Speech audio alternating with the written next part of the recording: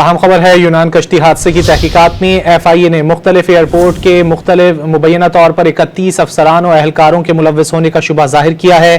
FIA کے 31 افسران و اہلکاروں کے نام پاسپورٹ کنٹرول لسٹ میں ڈالنے کا فیصلہ کر لیا گیا۔ مزید جان لیتے ہیں ڈان نیوز کے نمائندے شکیل قرار سے۔ شکیل، مزید کیا بتایا گیا FIA کی جانب سے؟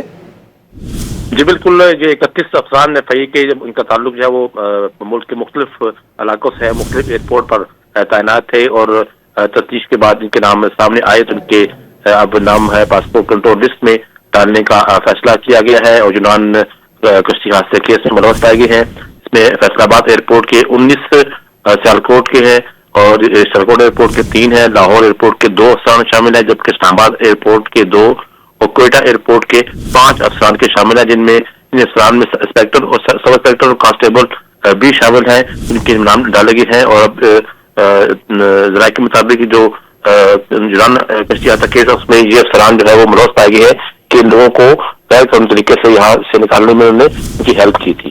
بہت شکریہ شکیل قرار ان تفصیلات کے لیے۔